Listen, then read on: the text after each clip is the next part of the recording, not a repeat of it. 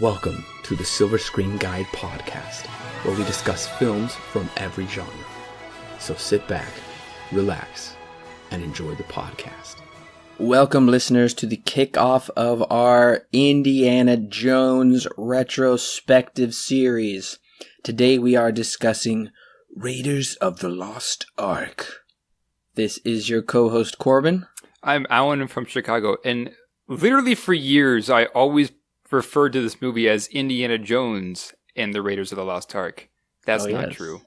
That's not true. It's actually just Raiders of the Lost Ark. I thought for years when I was a kid that's what it was called, and I was so wrong.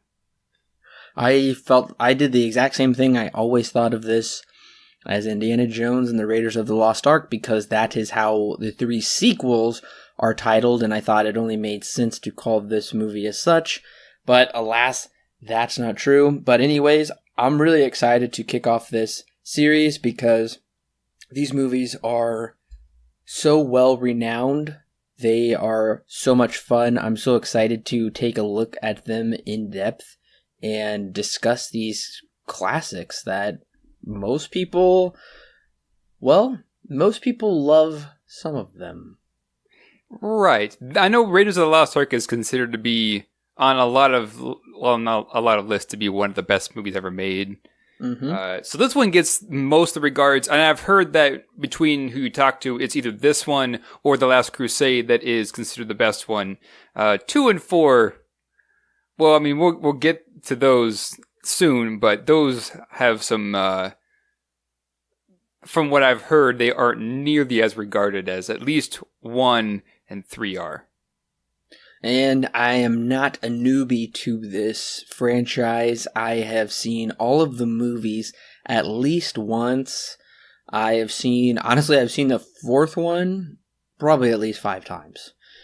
And yes, I have seen 2 and 3 probably once, and I've seen Raiders of the Lost Ark, well, probably as much as the fourth one, but maybe not, maybe just by a hair though, because for a time there, all I owned was the fourth one as a digibook on Blu-ray, and I didn't own the original trilogy until probably maybe last Christmas or the Christmas before. So I own them all now, and so I've watched them through. Alan, I believe you're not a newbie to this either. Yes, I have a very interesting relationship with Indiana Jones. I've seen the first one a ton. I wouldn't be surprised if it's pretty close to double digits. However, I've only seen the fourth one once, and I've seen the third one once. I have seen pieces of Temple of Doom, but haven't sat through the whole thing all the way through. So I see it like on pieces, like on TV and stuff. And I remember hardly anything from The Last Crusade. I think you and I watched it with a group of people during, it was some mission trip. Yeah. And that was the only time I've ever watched that Last Crusade. I haven't gone back yet. Oh, that's right. And I was like falling asleep. So I remember bits and pieces, but I couldn't tell you the whole story if I tried. So I can relatively say that I've seen 1 and 4 all the way through to completion at least once. 3 is shaky, and I can't even give you 2. Yes, 2 I just saw quite recently, probably within the last year and a half. I would say I saw that for the first time. We'll talk more about it when we get to 2, but the Indiana Jones series was kind of contentious for me growing up because of some scary images that my parents didn't think I should see as a younger kid, because they knew I was prone to nightmares. If Scooby-Doo and Zombie Island did it for me, no way they were going to let me watch Indiana Jones. Far too graphic for a youngster like me. But right. I completely forgot. We did watch The Last Crusade together. I fell asleep probably like 10 or 15 minutes into the movie and missed the whole thing. So I don't remember that. I was shocked that I made it through the whole thing without quote-unquote falling asleep, although I dozed off a couple of times. I try to keep myself awake. Just a little fun fact, going back to, as you were saying, some of the things in Temple of Doom. That one, I think we talked about this in a past podcast. That was one of the movies that kind of pushed to have the PG-13 rating be made and released. Oh, yes. It was that in one other movie. I forget what it was. But yes, that was one of the movies that pushed for that rating to be made for, as you were just saying, there are some images in there apparently that are not so PG. Yeah, and I would even say the same with this one, probably the very end. Some of the imagery, I was like, that is really testing. Well, I would say, honestly, probably going beyond the PG. I know there's no such thing as PG-13. We'll talk about it a little bit more, but yeah, this movie is a hard PG. Yeah. Hard. If this was released today, it would probably get a PG-13. Yeah, the one saving grace that saved this movie from being an R was with Belloq's head. When it explodes, Yes. they show that the MPAA, and the MPAA goes, no, that gets an R, and so they put fire in front of him, and then... Yeah. Yeah. Okay, that's exactly what I was talking about when I was watching it. That whole scene right there, I was like, I'm honestly surprised this didn't get an R and they didn't have to cut anything down, but apparently they did. They didn't really cut it down. They just kind of overlaid some visual effects to probably decrease the impact of maybe the gore or violence. But right. Yeah, I was like, this could easily probably be an R for 1981. Yeah, it almost got that, but I mean, like you were saying, we were just talking about, this would have been a PG-13 had it been released today. Easily, I would say. I guess, spoiler alert, Belloq's head explodes. Yes. I mean, this is one of those movies that is just so classic. I would be surprised if somebody didn't already know that. How long ago was it since this came? 81? So, 27 years? No, it's gotta be more, I think. 37. I was 10 off. 37. Yes. Yeah, 37 years Yikes. since Going on Raiders of 40. the Lost Ark.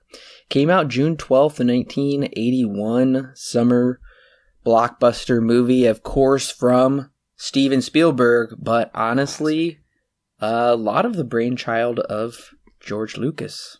Yeah, this is not the first time that Lucas and Spielberg would team up and do a film together. This happens quite a few times, actually, especially in the 80s and 90s.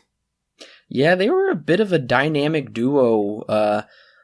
They were always kind of producing on each other's films, it seems like. I know... Well, no, I won't bring it up because I guess I don't know for sure. Well, this movie is written by Lawrence Kasdan. Pretty famous name. We just talked about him with Solo, didn't we?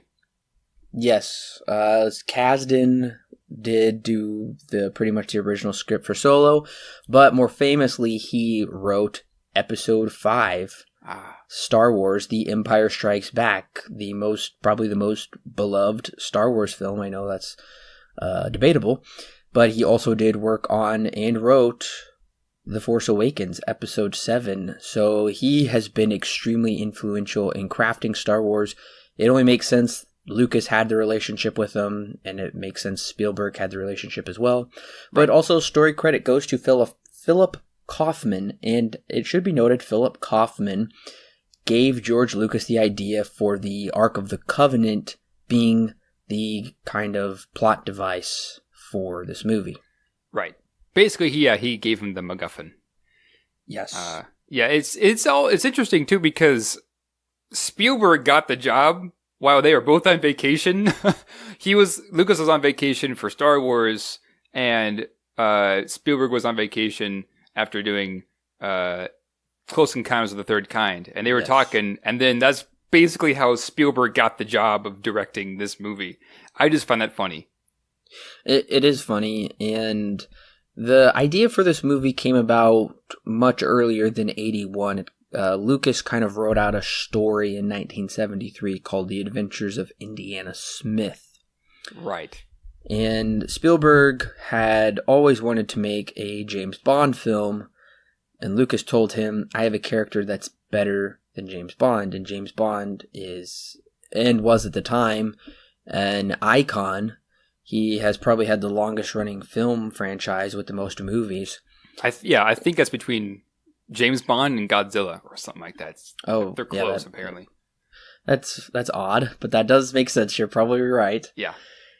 And I gotta say, Spielberg would probably do an incredible James Bond movie because, listeners, I've been going through watching all of the James Bond movies. I'm almost done.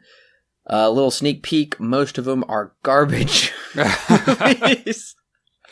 From what I hear, they have not aged very well. Oh dear, they're horrendous. But Spielberg thought of this movie as being a Bond-esque movie, but without the hardware. And apparently the name Indiana came from Lucas's Alaskan Malamute, which also served as the inspiration for Chewbacca. Did you hear that as well? I did. Of course, this has a lot of ties to Star Wars, but the creation of how this all kind of got started, it's kind of just a funny story, just all the way around. How Indiana Jones's name came from the same inspiration of Chewbacca. Spielberg got the job over vacation with George Lucas there. It's just all around just kind of funny to me. And it's also interesting because I believe the teaser trailer says first there was Jaws, then there was Star Wars, now Raiders of the Lost Ark. Right. So they're kind of selling this as Spielberg meets George Lucas. So all of Spielberg's wonderful charm and creativity and fantasy meets George Lucas's creativity as well. And we're getting this kind of brainchild of them coming together. So I never really knew that George Lucas was this heavily involved in the creation of Indiana Jones. Yeah, I always knew that he had a pretty big hand in it. Because I've always heard the pairing of Star Wars and Indiana Jones always fall in line with one another. Not just John Williams, but like for multiple reasons. So I kind of always had the knowledge that both George Lucas and Spielberg were big hands in this project, whether or not they directed it or not. I mean, Lucas has his hands in a lot of projects that he doesn't direct, but still. It's also interesting because there is kind of a fourth player in the mix here that doesn't get talked about very much, and that is Frank Marshall, who was the producer of this movie. And this movie was nominated for 8 Academy Awards, and it was nominated for Best Picture of the Year. And the Oscar, if the movie did win, it wouldn't have gone to Spielberg. It wouldn't have gone to Lucas. The Oscar for Best Picture would have gone to Frank Marshall. Now, Frank Marshall has been nominated for 5 Academy Awards, including The Curious Case of Benjamin Button, Seabiscuit, The Sixth Sense, The Color Purple, and, of course, Raiders of the Lost Ark. So he has produced some really big name films, and that's just a sampling. From what I understand, he just produced Jurassic World: The Fallen Kingdom, so he's been producing big budget movies for a long time. I just found that fascinating. If this movie would have won Best Picture, it wouldn't have gone to Spielberg or Lucas. It would have gone to Frank Marshall. Right, yeah, producer. That is interesting. I mean, it's also kind of cool that he's had his hand in so many projects that have become renowned as classics or Best Picture nominees, things like that. Yes. Yeah, that seems like a guy, well, I was going to say he seems like a guy who picks really good movies, but Fallen Kingdom just came out, and, well, anyways. Yeah. So, something else that should be noted is, I feel like Spielberg was kind of conned into making this movie, because Spielberg was very reluctant to sign on to a trilogy because Spielberg usually doesn't make sequels to his movies very often. He usually makes just solo movies. And because he doesn't want to be tied down, because that would be, signing on to like a 3-picture deal would be at least a decade's worth of work, or potentially more. And Right. Lucas said, well, I've already got the scripts for 2 sequels finished, so it really wouldn't be that much work. We could just kind of roll right into those next movies. And come to find out, Lucas was a fibber, and he did not have those scripts written. So it turned out to be a much longer and kind of a bigger process than Lucas originally told his good pal Spielberg. I really wonder what Spielberg thought about that. I don't know if there's anything on record, but I really do wonder what his true thoughts were on that, being kind of half-conned into making a trilogy. Ends up being quadrilogy of Indiana Jones films. Turns out that Lucas doesn't actually have those written out at all, just the first one. And possibly it may be what would you call it, a pentology? I'm pretty sure we're getting Indiana Jones 5 not too long. Maybe. Well, I heard it was pushed back a little bit for production stuff, but eventually we're supposed to get a 5th one. Yeah, we will get to that, talking about that in a couple episodes. Yeah. So something else I found was apparently the Uncle Scrooge comics inspired the boulder chase scene in just kind of the whole opening scene. I don't know anything about the Uncle Scrooge comics. Have you ever seen DuckTales? Is that what it is? Yes, that's like the show was based off of those comics. Oh, that's wow. what it is. They're a different name. It really sounded like with some of the kind of action sequences or adventure sequences, Lucas and Spielberg were trying to draw from maybe things from their childhood. Right. Or maybe even slightly before their time of kind of action adventure movie serials or TV serials or even comic book serials, it sounds like. Right. Yeah.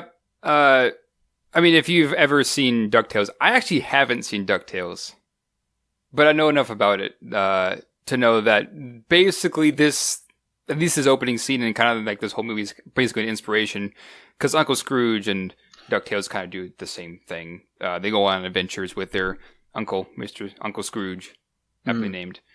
And so similar things happen like they do in this movie. I was very intrigued to find out not many years ago that the look of Indiana Jones isn't exactly original. Charleton Heston, who played the character Harry Steele in a 1954 movie called Secret of the Incas, which I have seen because it was free on Amazon Prime Video for a time. Hey. If you look at Charlton Heston's character and then you look at Indiana Jones' character, they look almost identical with their hats and their jackets and everything. So the costume and production design people kind of looked at that little known movie. Honestly, I don't think it's very well known. I had never heard of it until, like I said, a few years ago, and I went ahead and watched it, and it's pretty fun. So I definitely recommend, if you have the means, trying to find that movie and watch it. At least look up a picture of Charlton Heston, Harry Steele, so you can see where the inspiration for Indiana Jones' look came from. Yeah, I did know that Indiana Jones's character design was heavily based off of something. I just couldn't remember the name of it, but now I remember that you had mentioned it. And originally this movie had a pretty hard time getting picked up by Hollywood studios because of the price tag. The movie has a budget of about $18 million. At the time, that's nothing to snub your nose at. Today, that's really not very much. Right. But a movie, I think the studios just needed a better reason to invest their money on this brand new invented property. I mean, you think they would be able to do whatever they want after Jaws and Star Wars and a number of other movies that they had done. But I guess they weren't, but Paramount Pictures did pick it up. And in 1999, only 18 years after the initial release, Raiders of the Lost Ark was included in the U.S. Library of Congress's National Film Registry as culturally historical or aesthetically significant, which I found to be very fascinating. Right. That it was placed in there that quickly. Right. I mean, I guess it kind of felt like a risky move, although, yeah, as you said, after Star Wars and after Jaws and everything else in Close Encounters of the Third Kind, you would assume that anybody who's known about either of these directors would just pick them up automatically if they came to them with any kind of idea. Perhaps at the time they weren't nearly as popular as they are now, but yes, as you were saying, it did take a little bit for this movie to get started. No company wanted to pick him up because it did cost a pretty penny to make this movie, apparently. Well, Raiders of the Lost Ark, of course, stars the very famous and iconic Harrison Ford as the Indiana Jones character. Also starring alongside him is Corbin Allen, Paul Freeman, John Rhys Davies, Gimli from The Lord of the Rings. Hey. He is not that short in real life, apparently. Denholm Elliott, Ronald Lacey, Wolf Kaller, and Alfred Molina? Yes! Alfred Doc Molina! Doc Ock! I was surprised to see him in there. I had forgotten he played this very small part at the beginning, and he would go on to do much bigger things with his career, and at least the most notable one I know of is, we just mentioned it, Doc Ock in Sam Raimi's Spider-Man 2.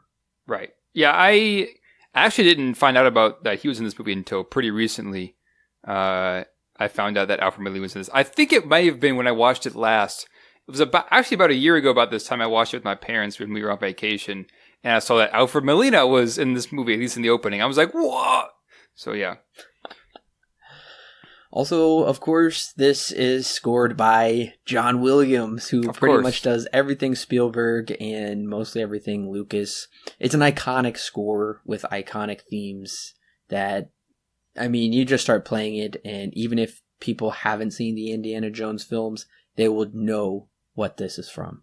Yeah, this is pretty similar to the Star Wars theme, where you hear it, even if you haven't seen the movies, you probably know where it came from. This is kind of the same thing. It's John Williams. The guy, especially in the 80s, is very iconic with his scores and with his compositions and stuff like that. He just knew how to make great themes to things, and I would even say still now he does a pretty good job, although now he's just kind of being given a lot of rework, just kind of doing the same thing over again. I also should mention that the director of photography is Douglas Slocum, who had been working since 1940, and his final film was The Last Crusade, which is kind of fitting. He did all 3 Indiana Jones films. He did do some famous stuff. He did the original Italian Job movie, The Great Gatsby with Robert Redford, Jesus Christ Superstar, a remake of Hitchcock's The Lady Vanishes, The Lion in Winter, and Julia. Those aren't wildly popular or probably well-recognized titles. I did recognize pretty much all of them, but I did think he was an interesting choice for director of photography, and he might have been nominated for some Academy Awards. I don't think I looked too close into that. I don't really know if he worked on any other Spielberg movies aside from just these 3, but he sounded like a pretty neat guy. Yeah, I know I've definitely heard of all the movies that you've listed off, although I don't think I've seen any of them. By the way, yes, he did get a nomination for Best Cinematography, but he did not get the Oscar. It went to somebody else. But yes. Makes sense. This film holds an 8.5 on IMDb. Whoa. Yeah, there's a reason why it's solidly in the middle of the top 250. Oh yeah, it is on IMDb's top 250 movies. It sits at number 44. Yeah, so there's a reason. This, and then also being in the Library of Congress, being on plenty of lists of like top 100 films of all time. There's a reason why this is regarded as one of the classics. Oh yeah. So, according to pretty much everybody, This is the 44th greatest film of all time. That's pretty great achievement, I would say. Well, the budget for this movie, as I said, was $18 million, and I'm sure Paramount is super glad they invested in this movie, because domestically it grossed $212 million, and it was reissued into theaters twice, so it has a lifetime domestic gross of $248 million, a foreign gross of $141.7 million, for a worldwide total of $389.9 million on an $18 million budget. And now those are numbers that we usually see today for a pretty successful Hollywood movie.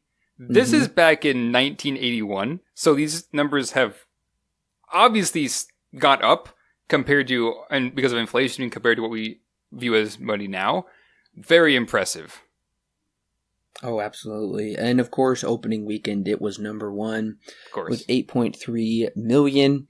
It was in 1,078 theaters, which was its widest release, which is interesting because that's only about 25%, only a quarter of what constitutes a wide release today. Right. And of course, back then there were nearly as many theaters as there are now. But yeah, got a really, really successful theatrical run. And without inflation, this is the second highest grossing after Crystal Skull, which makes sense because Crystal Skull came out late into the early 2000s. Right. But that's not really fair to compare the two. So adjusting for inflation, this is the highest grossing with a domestic gross with inflation of $716 million. That's crazy. Wow. Pretty crazy. Yeah, that's crazy because it's an original work, original for the most part, of a new product that probably no one has really heard of. And somehow almost gets $1 billion with inflation, of course, in the box office. Oh, yeah. Very successful. Oh, extremely successful, wildly popular. And the kind of irony is, adjusting for inflation, Crystal Skull, the fourth one, is the lowest grossing. So it's kind of flipped. That's very funny. I'm sure that'll make sense when we get there. Well, and like we said, at the time, this movie it got 8 Academy Award nominations and won 4 of the 8. So it won Best Art Direction / Set Decoration, Best Sound, Best Film Editing, Best Visual Effects, and also a special achievement for sound effects editing. And it was nominated for Best Picture of the Year. Spielberg was nominated for Best Director. And yeah, like Alan said, Best Cinematography, and John Williams was nominated for Best Original Score. Harrison Ford, no nominating? Or I'm surprised. Okay, this is the one I'm really surprised about. No nomination for Best Original Screenplay? Yeah. That's interesting. Very strange. Where is that? I don't know. So, I was hoping for some more bonus features on my Blu-ray disc, but I guess I got a really bare bones. I didn't get the Indiana Jones box set. I just have the individual releases. They're very bare bones. I was hoping for a commentary from somebody prominent, hopefully Spielberg, but that didn't happen. All I got was trailers. So I thought the trailers were pretty fun, pretty adventurous.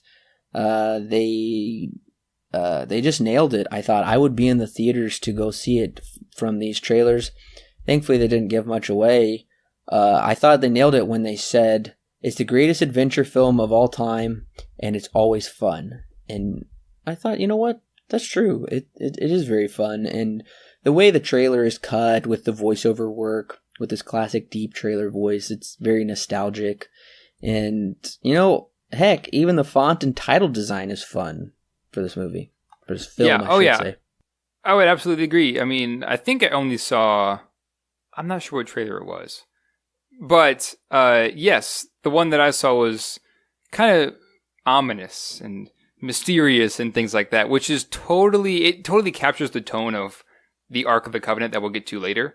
I thought it did a really good job because it felt like it was kind of in the middle of those older trailers and the newer trailers, because older trailers usually had a narrator, and they would kind of talk about whatever. And then now films don't have a narrator anymore unless they're being ironic. And the story is more told through editing and clips from the movie. So it kind of had both of those. It was very interesting to see. Well, I'm ready to get into the plot if you are. Yes, I am. I'm very excited. Let's go. Well, listeners, I should say, though, before we jump into the plot, there will be some spoilers, of course. So if you haven't seen Raiders of the Lost Ark, which I highly recommend you do before it gets spoiled for you, go ahead. Also, where have you been? Exactly. Maybe you're young. Maybe they're young, Alan. All right. Sure. Fair enough. Go ahead and hit pause right now. Go check out the movie. It is readily available for you to watch. I believe it's on Amazon Prime. Yes, right it is. Prime Video. That's how I watched it. Because I don't know how I don't own this Blu-ray, but I don't. Oh my gosh, I thought you owned it. I thought I did too, and I don't, I guess. I'm sure you're going to correct that fairly soon.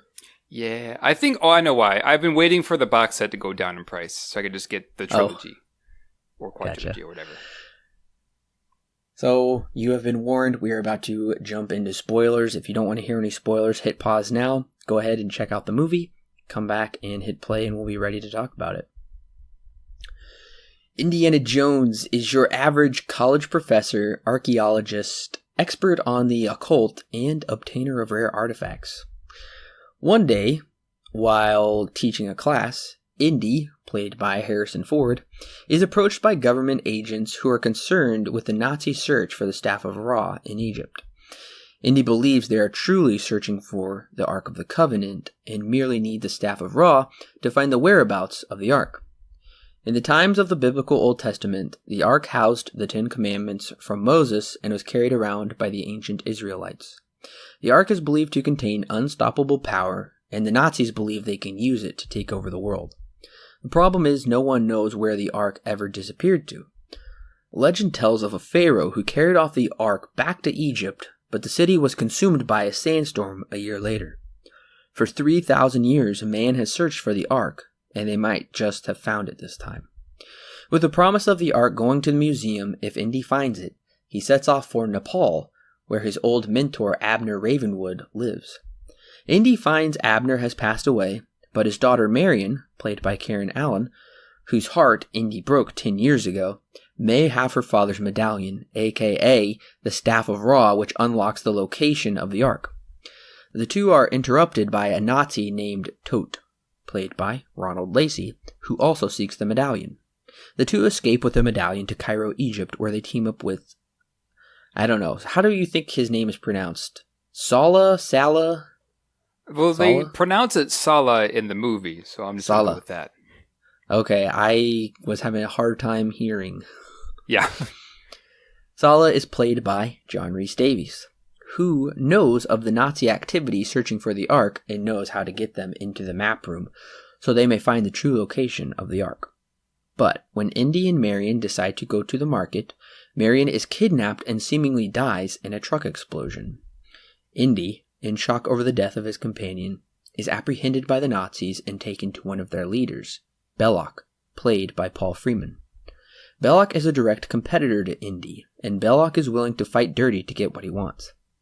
Indy is released and heads to the dig site with Salah to find the map room. Once in the map room, Indy uses the medallion and the staff to find the true location of the Ark. Before leaving the site, Indy spots Marion tied up, alive and well, in a tent, but decides against rescuing her, since that would alert the Nazis to his presence there.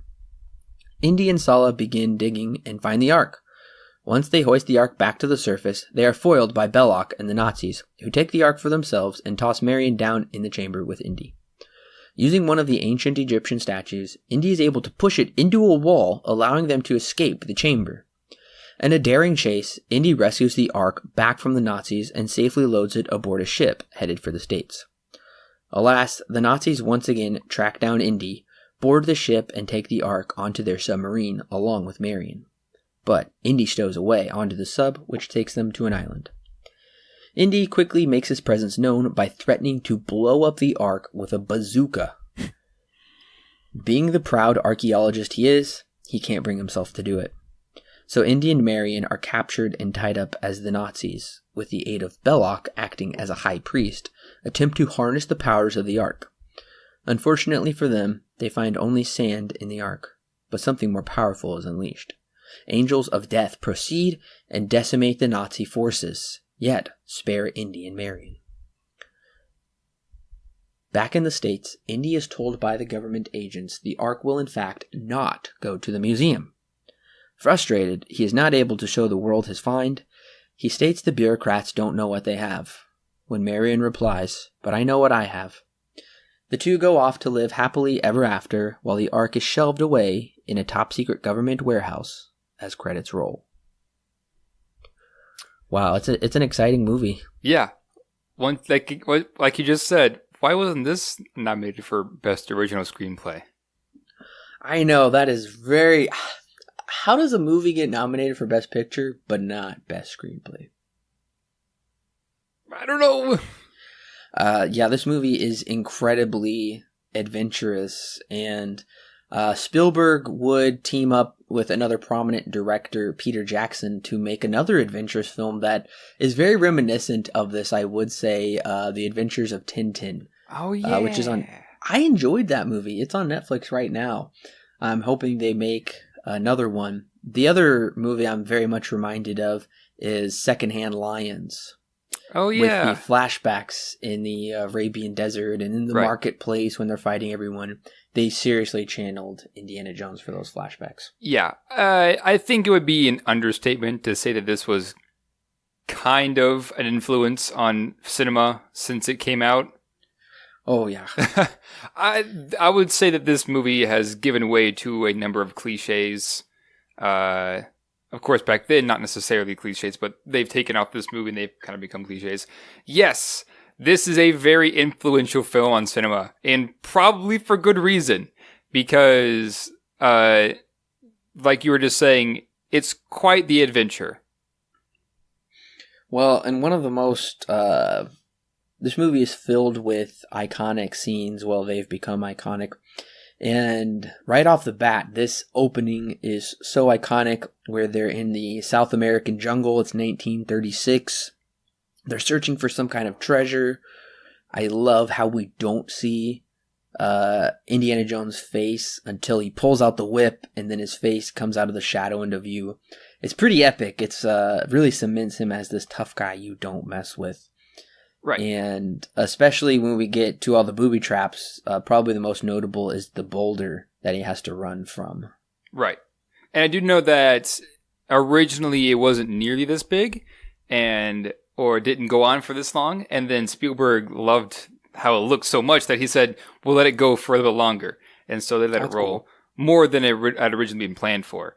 Yes, this opening scene has been parodied many a time. I think the one that first pops into my head is UHF with Weird Al Yankovic. The opening to that movie is parodying off of this movie.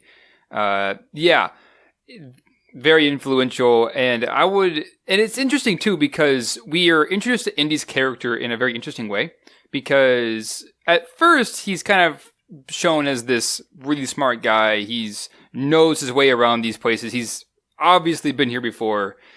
But it isn't until he gets up to the idol and he puts the bag of sand in place of the idol on the stand, and then turns out he triggers something. And although he's been very smart and knows his way around like almost everything that he's come across up until this point, it's that one mistake that kind of course, brings down the whole thing.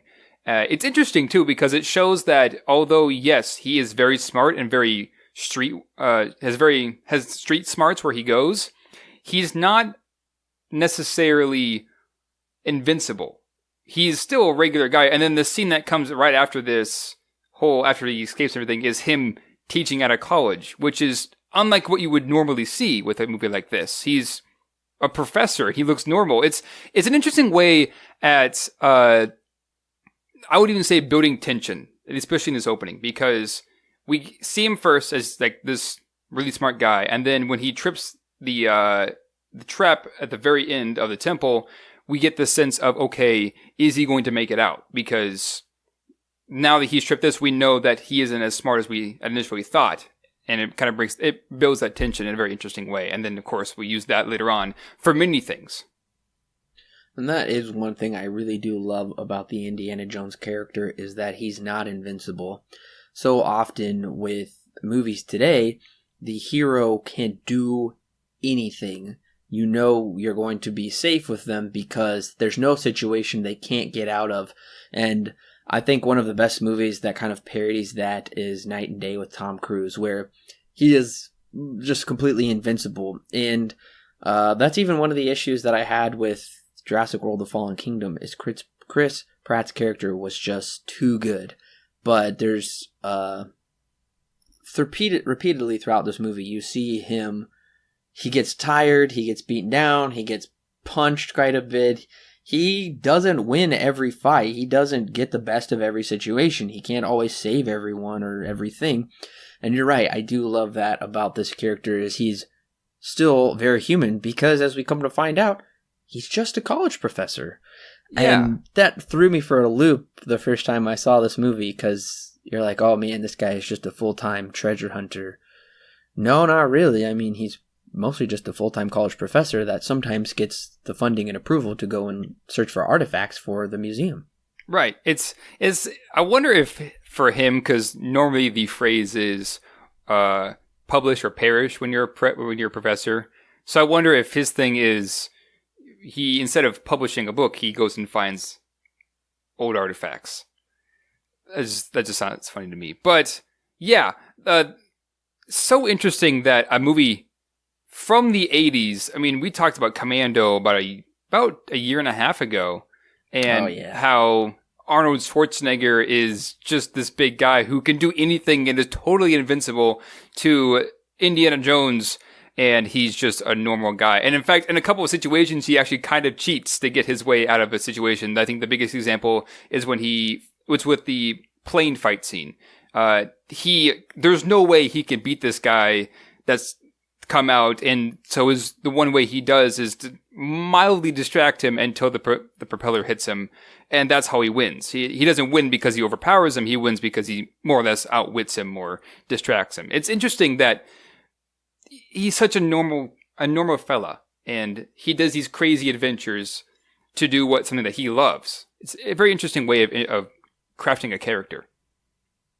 Well, and it also does set him apart from James Bond, because I know there was some mentions of how they kind of wanted to do a James Bond-esque movie. This still feels very different from that. Ultimately, it's not just a James Bond movie reskinned, but I do think this is really what sets him apart from James Bond, is because James Bond is usually very cardboard and nothing can get the best of him. There's always some Deus Ex situation that saves him, whereas this movie really doesn't go down that route, and especially doesn't present the character that way. And by 81, Bond movies had been coming out for 20 years, and by 81, some of those movies were just abysmal.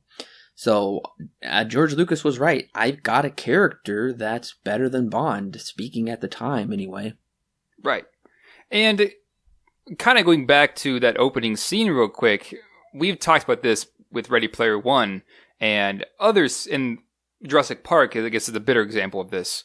The Spielberg way of revealing information. I mean, like I kind of mentioned earlier, Indiana Jones' character is built up to be this really smart guy, and then we don't exactly know where he's going, and then we eventually figure it out, and then he does get into the temple and takes the idol, and the whole thing is trapped. It's an interesting way of building tension and then building information, because Spielberg has a way of doing that where he gives you little pieces to build tension up until the climax, and then, of course, by that point, it's usually pretty intense. This, of course, happens throughout this movie. This is nothing new. This is something that Spielberg has done probably for years, as far as I've seen. Just wanted to mention that here. And also just a great set. Oh, yeah. Have we ever seen a set like this before? It's crazy how immaculate it is and how detailed it is. Yeah, and it really does just make me miss those real life sets because so much of it is just CGI with maybe a paper mache rock that they interact with. Right. I'm also reminded of Ridley Scott's Alien, which came out just 2 years before this, where they built those sets as well. And those sets were just massive and huge, so it's a real environment that they're actually in. And yeah, I think Spielberg is very well known for having incredible sets in his movie. And the movie did win the Oscar for the set decoration, is what they called it back then. And it absolutely deserved it. I just love these sets. It really brings you into the movie.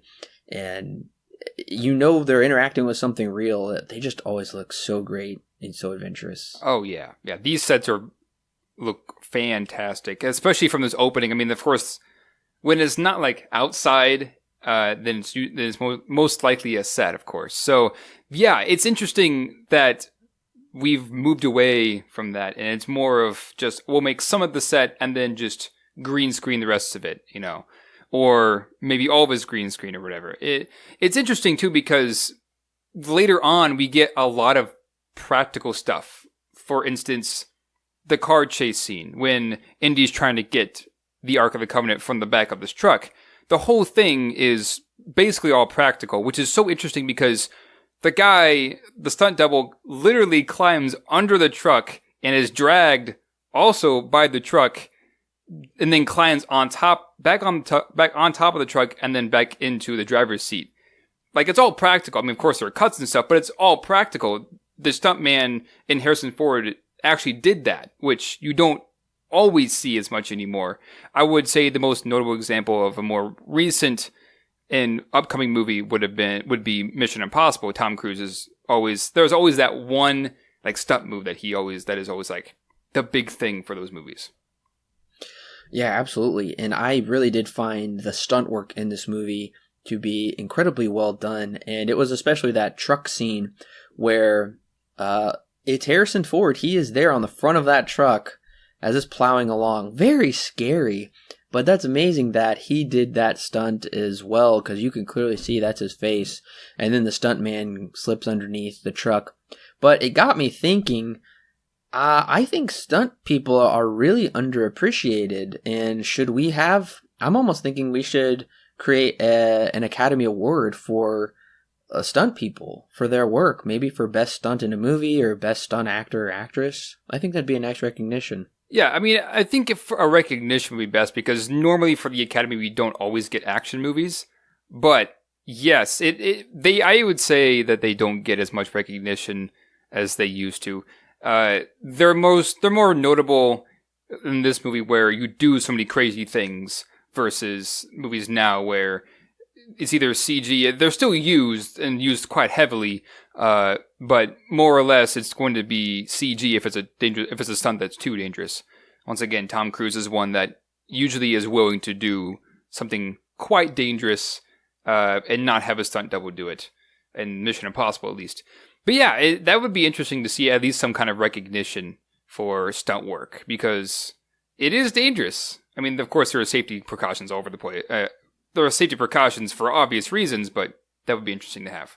It's also important to note that this opening not only serves as getting us into the character, into the mood of the movie is setting this adventurous tone, but also this character of Belloc is not just an opening throwaway enemy like we've seen in other movies.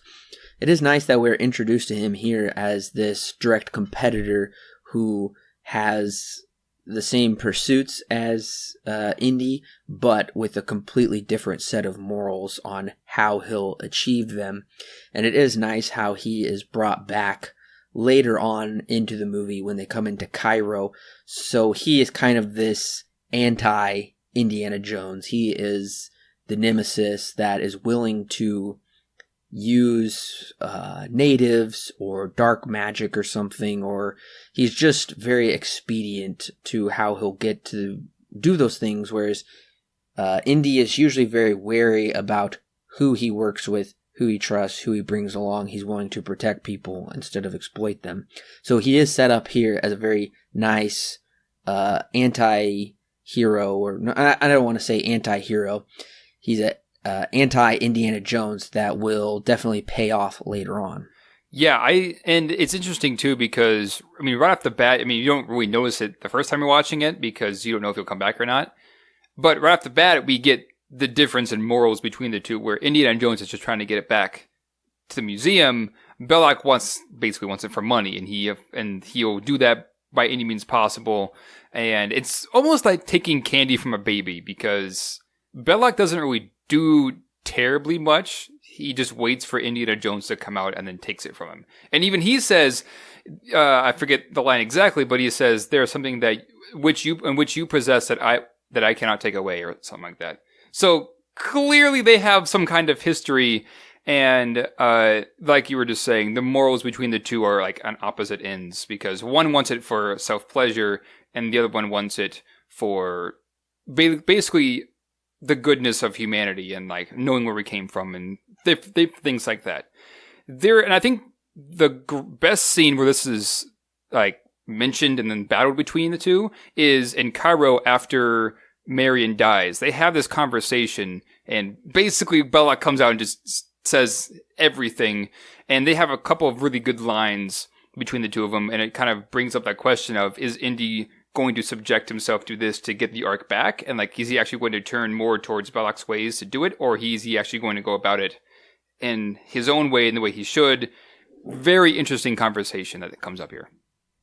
And you do definitely see that played out, especially in the end of the movie, whether Indy is willing to pretty much kill and use violence, right, to get what he thinks is right or not.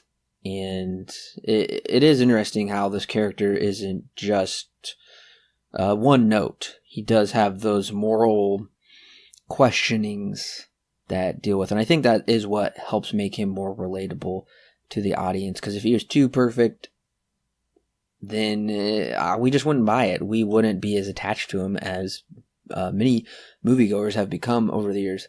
Right. Now, once they get to the college, this is where we get pretty much really the only exposition of the movie, I feel, where they just kind of sit down and discuss the Covenant, or the Ark, I should say.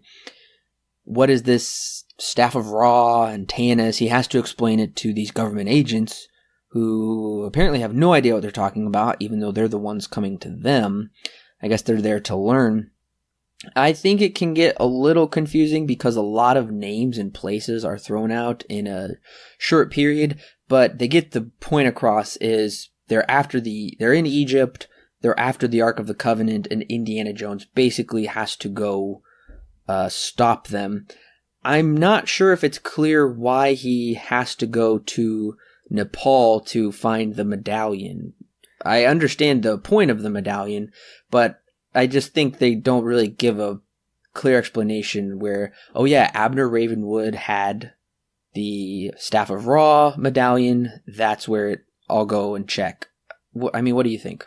Yeah, I was a little bit confused on this too, but I actually rewound the scene and played it back. Essentially, yes, Ravenwood has, I think, just passed down from generations. Indy knows this because he had a past relationship with Ravenwood, both the dad and then, as we come out to find out later, Marion, the daughter. So Indy knows that he has the medallion, this top part of the Staff of Ra.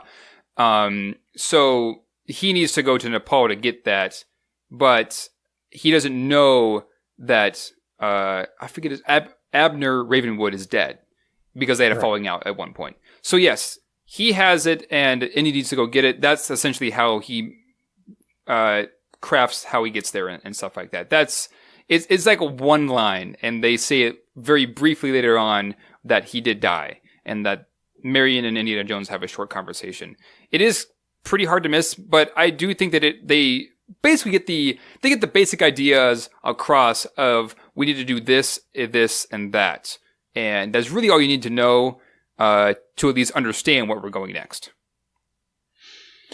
And yeah, they do make it to, well, Indy makes it to Nepal, and we get a fun little kind of montage scene of his plane touching down on a globe through the different areas, and I think they did that in like The Rescuers Down Under, some Disney movies, cartoons that I've seen. This is one of those scenes that have just kind of popped up here and there in different movies for reasons that are pretty obvious. I do believe that this plane is actually a miniature, and Industrial Light and Magic came in and did all this fancy work with it. But yeah, I didn't know that until doing research for this movie that is actually a miniature. They did a really good job. Very nice. I do gotta say, when they do get into Paul and we're introduced to Marion, she is engaged in a drinking contest with a man named Regan, I think. I was never sure if that was a man, honestly.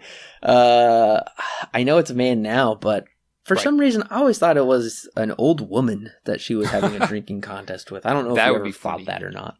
That'd be funny. It's interesting, though, because this movie does a really good job at setting up everything that you need to know, at least the base of all the characters, in as little time as possible. I think Indiana Jones is probably the only character that's been given the most time to develop, because Marion, we find out that she's pretty strong-willed because she owns this bar or pub, and she can outdrink all the men there, which comes back later when she is captured by Belloc and she tries to escape. And I do like that they set up there is kind of this past relationship between them. Right. It's kind of a cliche, but it's not like some horrible cliche. And it works because it provides a lot of contention between the two characters and how they will work together or how they'll work separately and be very contentious and kind of fidgety with each other. And I really do like the chemistry between Harrison Ford and... I don't remember her name. But Marion in the movie. Yeah, once again, a couple of lines and we're done, because we know that Indy had a relationship with her dad, but we don't know exactly why there was a falling out. And then we find out here in the scene, it's because he tried to get it on with Marion, and then his dad said, no, none of that. And that's what caused Indiana Jones to move on from then on. It's so interesting because, yes, now they have this relationship, and there's definitely some hurt there between the two, but he needs to talk to Marion because she has a very important piece, and the Nazis are coming to get it eventually. They'll figure it out. So it's interesting how this movie does a really good job at putting very pretty complex ideas into just a couple of sentences and then just let you figure it out. And I had never picked that up before, that there was an explanation given as to their breakup, and it was because of her father probably felt like she was too young and Indiana was too old. I missed that. I've always missed that, so I'm glad you clarified that for me. Yeah, that's something that I honestly found this time around. It's pretty subtle. It's not necessarily a necessity to the story, but it does make a lot of sense as to why it's here and why it's needed to be told. Oh, yeah. Also, I gotta say, this lady looks kind of like I've always thought she looked like a brunette Lindsay Lohan to me. I can see that. Well, anyways, they get engaged fairly quickly in a fight with a new character. He is a Nazi named Tote. Very creepy character. Very slimy. Here. Oh, yeah. And he's just so sweaty in this scene. It just really gets to you. Yeah. But there is something I really do like in this scene, and that's just something kind of peppered throughout the rest of the movie. There's just these little moments that make the scene that much better. And in this scene in particular, it's when Marion has the log that's on fire, and she's going to go knock out one of the Nepalese henchmen. But before doing that, the keg is spilling over, and she decides to just open up her mouth and take a drink. Even though knocking the guy out, who is potentially about to murder Indiana Jones, should be far more important. But it's just these little character nuances of them doing realistic things in real life. Like, yeah, that's where your brain goes maybe at first. Oh, I'm going to do this first. Or you get distracted. Or it just gives a very human touch to these characters, which I really enjoyed. Yeah, that's one of the funnier ones. And then, like, just a second later when Indy is, like, pinned onto the counter and he looks at Mary and goes, whiskey? and she hands him a bottle of whiskey and he bashes it over her head. Yeah, there are little moments where things are just kind of silly in this movie, but it helps with lightening the tone, because even though this is kind of a spooky moment because these guys are coming in to basically kill Marion and Indiana Jones, it's played for laughs, and it's not like super realistic. It makes it that much more fun to watch, even though it is a little bit corny or whatever. It just makes it that much fun to watch now and back then. I completely agree. And there is something important about this scene. Tote burns his hand on the medallion, and they, correct me if I'm wrong, but do they use that burn to try and read the inscription to make their own staff? And because the burn wasn't completely clear, their staff wasn't correct measurement-wise, and that's why they're digging in the wrong place. Yes, you're absolutely correct. So he grabs the medallion after it being burned, and he burns his hand. So that, like you were just saying, creates basically it's a tattoo on his hand. It's a what's the word I'm thinking of? Anyways, it's a brand. Yes, that's it. It's basically branded onto his hand. So yes, they use that later, but they had a guy when they're in Cairo read the medallion, and on one side it says that the staff has to be so tall, and then on the other side it says, "But take off one for the Lord." So their staff is just a little bit too tall, and so they craft a replica of the headpiece, and because the staff is too tall, they're digging in the wrong place. It's a pretty small detail, but becomes very important there towards the end. At least, at the very least, they show that he has a burn on his hand. When later on, that Toad has that burn. So at least they kind of tied that before it became too confusing.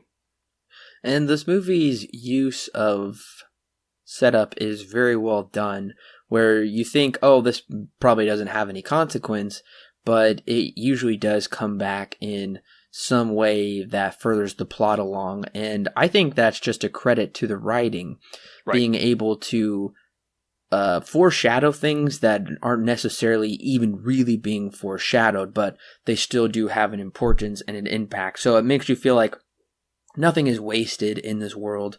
Nothing's really pointless. There are these real world consequences that will create different effects throughout the story. And I think that's just great. I really appreciate that. Oh, yeah. And this is one of the things that makes it so rewatchable and so much fun to watch it a second time, is because when Indiana Jones hops on the plane, the first thing he says is, there's a snake in the plane, Jock. Yes. And of course, this comes back later, and he says, outwardly says, I hate snakes, Jock, I hate them. And then later on, then they open up the well, or when they open up the chamber that the Ark of the Covenant is stuck in, the first line is snakes. Why did it have to be snakes? It sets it up. That's one small example, but there are plenty of them all throughout this movie that come back in some form or another. I think one of the more subtle ones is when Indiana Jones enters Marion's bar, and we don't actually see him. We just see his shadow cast on the wall, which comes back later with the Ark, but also comes back later with many different things, which is interesting that they use shadows to portray different things in this movie. I just find that interesting. Oh yeah, it's so well shot. The use of lighting, cinematography, it's just so well done. But you do really have to pay attention in this movie, I found out, because yeah, like you were saying, it's just that nuance of it's burned on his hand, but if you flip it over, then you learn that you have to take one off. And if you're not listening closely, then you will miss that because it's just there and gone. But I will say it's not like you would be completely lost. Thankfully, this movie, even though it does have some important details, and it can be fairly detailed at times, it knows that its audience isn't just going to be an archaeologist like Indiana Jones and search for every little detail.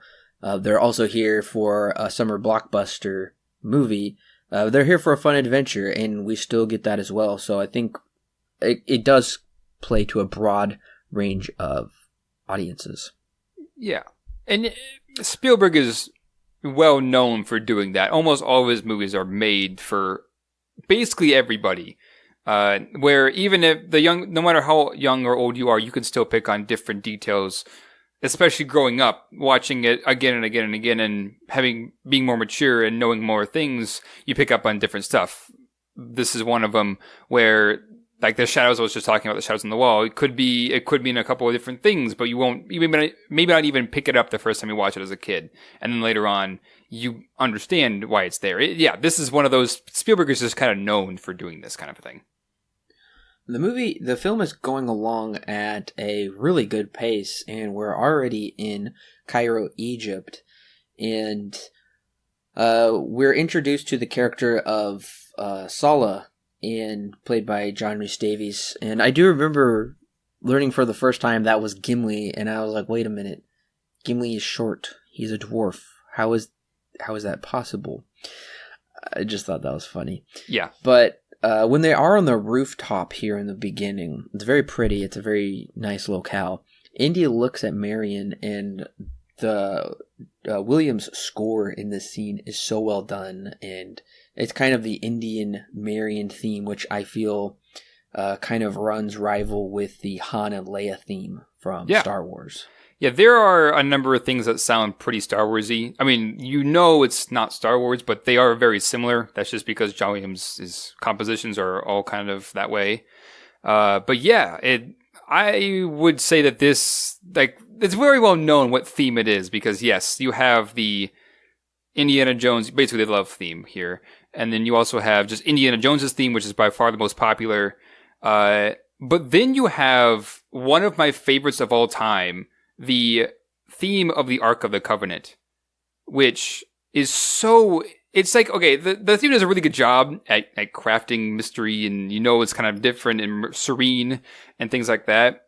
And the first time it comes up is the first time the Ark of the Covenant is really shown to us, and that's when these guys are asking, what does it look like or whatever, and he goes, well, I've got a picture of it right here, and he pulls it out of his book, and then the scene, the theme begins when the picture is shown in the book.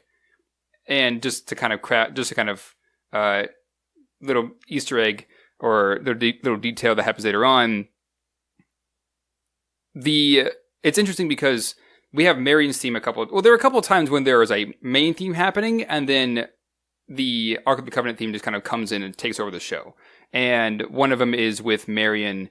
Let me think of when that happens in the movie. But there's one moment in the movie when Marion's theme is playing, or maybe it's a love theme, and then it's like a hard left turn, and it goes right into the Ark of the Covenant theme. So it's interesting how this movie clashes with these different themes in this movie. And this movie does do a great job of balancing action and drama scenes, and even exploration scenes that aren't necessarily action oriented. But I do feel like these action scenes just keep being topped one after the other. They just become maybe, if not bigger, just even more adventurous, a little more crazy, because it seems like every time more players are introduced to the scene, and the marketplace scene is fantastic. And I really believe Spielberg knows how to craft these well-constructed scenes with a little bit of humor, unique characters, and a lot of action and a lot of fun that doesn't follow convention, but opts for creativity. And the balance is held nicely between Marion and Indy. And we do see that a lot throughout this movie, where it does kind of go back and forth between Marion and Indy. And I think it does that on purpose in order to, A, build tension, and also give us a reason to really care about Marion and invest in her character as well. And, of course, all of it is cemented with Williams' light, fanciful score in these action sequences, especially in the marketplace specifically. But I just gotta say, probably my favorite part, and this is probably everybody else's favorite part too, is when the giant, scary looking Arabian knight in his black garb and his massive sword, it's like, David versus Goliath here, and Indy, he just rolls his eyes and he's like, oh my gosh, I don't have time for this. I can't just get in a fist fight with everybody. So he just pulls out his gun and shoots him, and everybody starts cheering. Yeah, fun fact about that scene, I'm sure everyone's probably heard this, but Harrison Ford was sick on that day, and they had been practicing for months to get this choreography down. It's supposed to be some really big wow. fight, and then Harrison Ford was like, "Can I just shoot him?" And Spielberg said, "Yeah, right." And so that's what led to this moment happening. It was supposed to be some big fight, but he wasn't feeling very good the day of shooting this, which in my mind almost makes it that much funnier because this whole scene's already kind of silly, just in general, and then having that is almost like icing on the cake. Oh yeah, it really does. And I'm glad they chose that instead because it's unexpected, but it's also realistic because if you have the means to not just get in hand-to-hand combat or fight somebody with a giant sword, you have a gun. You know, never bring a knife to a gunfight, right? Right. So that's exactly what this does here. Plus, we also get a scene later on where he fights a giant Nazi. So it really wouldn't make sense for him to fight a giant Nazi and a giant Egyptian. I think that would have been too similar of scenes. So it's humorous, it's great, and very iconic. I love it. Yeah, and I like how this scene ends too, because it's kind of this whole. I would say this is probably the silliest action scene in this movie. But then it ends on a very quite serious note, and where we believe that Marion died by Indiana Jones shooting the driver of this truck, and then it topples over and explodes. So we're led to believe that she dies, which is interesting because this whole scene's been pretty playful up until this point, and then a pretty major character is killed off, per se. Interesting way to end the scene, but it leads into... It kind of shows that, A, there are stakes here to this, and B, it leads into Indiana Jones being basically at his low point of this movie, which is interesting because it's like right in the middle. That his low point is basically in the middle of the movie, when he has to overcome and deal with the loss of Marion, which ends up she's alive later on. And I think it serves as a nice kind of transition into the more serious side of the movie, where it does come down to he is going to have to, fight these Nazis face to face.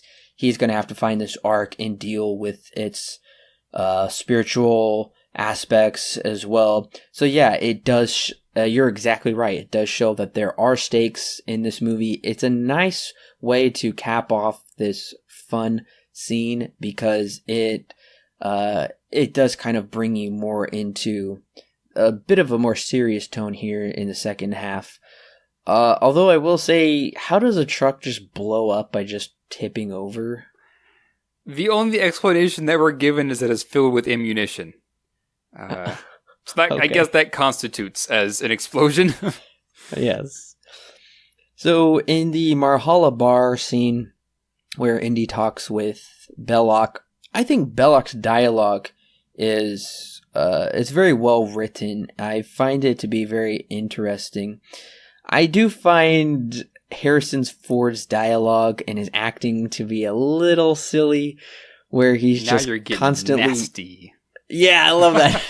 Yeah, you're just getting nasty, and he just rolls his eyes, and he seems a little. I understand he is going through a loss. The way it comes off, he's very kind of pouty and moody about this, and I think he's probably just ticked off. He has to deal with Belloc again, but I do think this is a great scene, and I love how it ends with the Deus Ex children. Yes. It's not completely unbelievable because the Deus Ex usually is unbelievable. But Sallah was looking for him and he said, I might find you here. And it does provide a little more comic relief just to ensure that this movie is not going to be this radical tone shift into this dark movie where the young innocent girl that we were just getting to like is dead. And now everything is, the white gloves are off. So it does a good job of bringing us back so we're not going too far over that edge, if that makes sense. Right. And it's interesting, too, because for better or for worse, the last time he saw... Oh, man, what is his name? Abner Ravenwood is when they had the falling out with Marion. And then he's the cause of Marion's death there in the end, which is interesting to make that connection. But... yeah, I think this is probably the scene when Belloc's character really shines, because we really get that, like, his entire motivation to go after this. It's not necessarily for money this time. He's just really curious to know what's inside this, and he's going to use the power of this Ark of the Covenant for essentially war and things like that. So it's interesting because we get all that dialogue between him and Indy. I talked about this earlier. But yeah, this is where you really get that dichotomy between the two motives, like literally coming head to head. And there's nothing that Indy can do currently. He could shoot him, but he himself would also be killed. And that wouldn't do much for the sake of the Ark. One other scene that I always liked that I felt did still show that there was some stakes left to be dealt with was when the monkey eats the poisoned date and Sala catches it right above Indy's mouth right before it goes in. That's a tense moment. I always found that to just be cool how he caught the date, but also just like, wow, so these people are coming close to death and they've really got some serious bad guys to deal with here.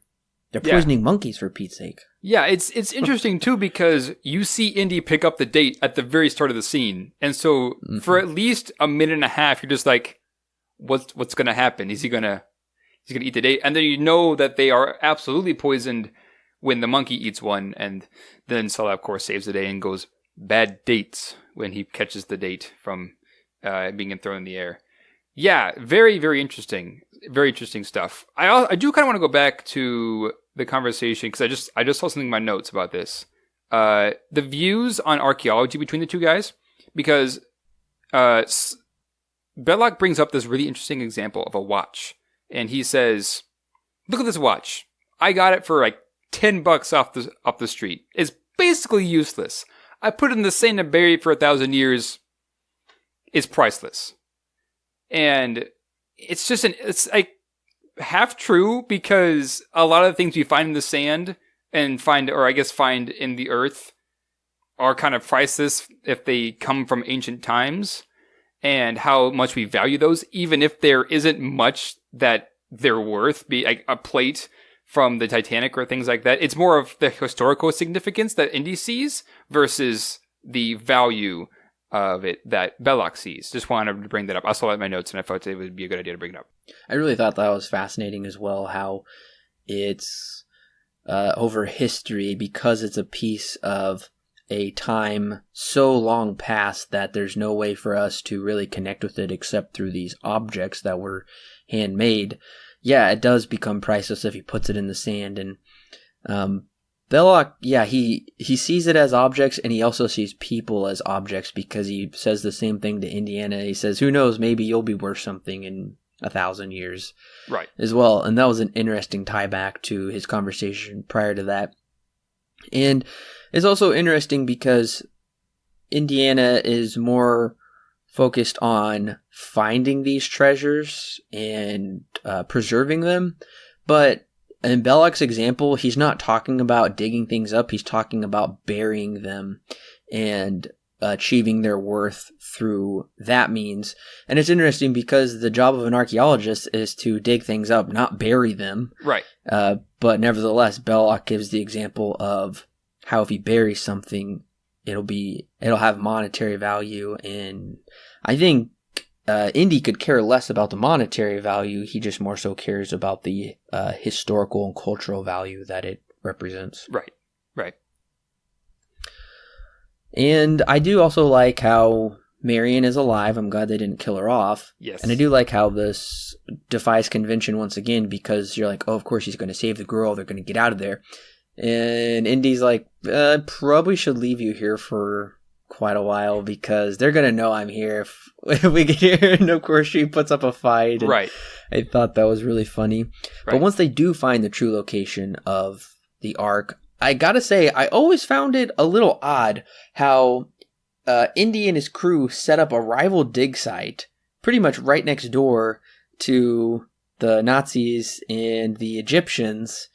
And Indy feels good enough to shed his disguise, put his clothes back on, and they're obviously just digging right over there because the very next morning they just turn around and they're like, wait, what? wait a minute. I know, it's right next door and they're digging. It's just funny how it's just so obvious, but nobody knows. Yeah. And to bring up my love for the Ark of the Covenant scene, when he hops down the Well of Souls and that whole scene plays out, and the theme, this is when the theme is really brought to the forefront. Love it. Well, I do also want to bring up the editing in this scene, because tension is increasingly being built by, first they have to get away down there, then they have to deal with the snakes, then they have to get to the Ark, they have to figure out a way to get it off there. And instead of just that being one complete scene, it's intercut with Marion. And I found that to be very interesting, because clearly what Indiana Jones is doing is far more interesting, and that's really what we want to see. But if they didn't intercut it with Marion, then we would quickly lose interest in her character. And like I said, this is a nice way of building tension for us to get to the Ark, instead of it just being this one entire, swooshing moment as they just go right up there.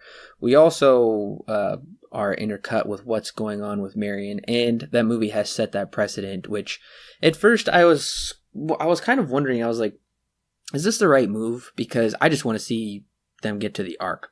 I honestly don't really care about what's going on with Marion, because I find it to be kind of boring how she's teasing him and they're getting supposedly drunk and whatnot. It really doesn't seem to have any consequences, but we can see why it does eventually, because she lands herself in hot water, which gets her thrown down into the Well of Souls. So I think that's a nice editing choice. Yeah, and if there's one thing that this movie and a lot of Spielberg movies do, is that every scene has more than one reason to exist. It's not just there to exist just to get on to the next one.